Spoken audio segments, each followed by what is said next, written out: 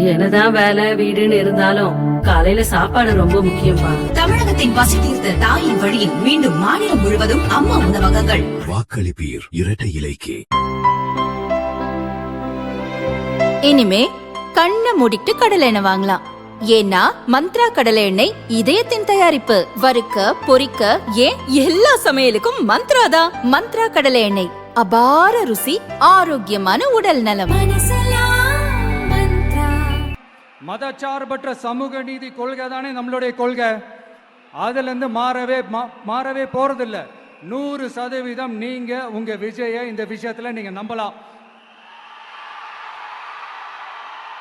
இந்து முஸ்லிம் கிறிஸ்தவர்களுக்கான ஆளா தான் இந்த விஜய் எப்பவுமே இருப்பான். எம்மதமும் நம் மதம் அப்படின்ற அந்த ஒரிஜினல் முகம் தான் இந்த விஜயினுடைய முகம். இன்னொன்னு என்ன சொன்னோம்? A lion is always a lion. சிங்கம் தனியா வந்தாலும் தண்ணி காட்டிடும். இது சும்மா மொரட்டு கான்ஃபரன்ஸ்லாம் சொல்லல. உலகம் பூரா கடவுள் நமக்கு கொடுத்திருக்கிற கோடிக்கணக்கான நம்மளுடைய வகையராக்கள் நம்மளோட இருக்கிற அந்த கான்ஃபரன்ஸ்ல நான் சொன்னேன்.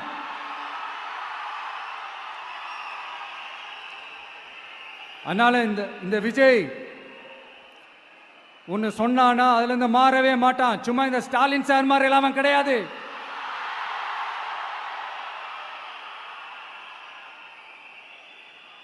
இந்த சிறுபான்மை சகோதரர்களுடைய ஓட்டு வாங்கிறதுக்காக ஒரு பக்கம் கோடியா செலவு பண்ணி தமிழ்நாட்டு காங்கிரஸ் தூக்கி பைக்குள்ள போட்டுக்க வேண்டியது, இன்னொரு பக்கம் கட்சியை காப்பாத்திக்கணுங்கிறதுக்காக பாஜகவோட மறைமுக கூட்டணியில் இருக்க வேண்டியது, ஒரு பக்கம் கதர் வேஷம் போட வேண்டியது, இன்னொரு பக்கம் காவி வேஷம் போட வேண்டியது. நான் முன்னாடியே சொன்ன மாதிரி திமுகவுக்கும் பாஜகவுக்கும் ஒரு அண்டர் கிரவுண்ட் டீலிங் இருக்குது. எப்போ சொன்னேன்? கிட்டத்தட்ட ஒரு 1.5-2 வருஷத்துக்கு முன்னாடி சொன்னேன். அன்னைக்கு சொன்னது இன்னைக்கு இந்தியா முழுக்க எதிரொலிக்குதா? West Bengal CM Mamata Banerjee madam இதைத்தானே சொன்னாங்க.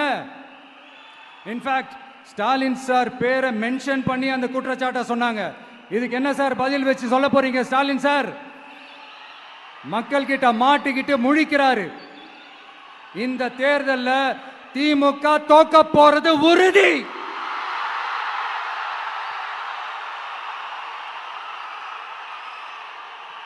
தோத்துட்டு அந்த ஆஃப்டர் எலெக்ஷன்ஸ் அந்த எஃபெக்ட் என்னவா இருக்கும்னு இப்பவே சொல்றேன்.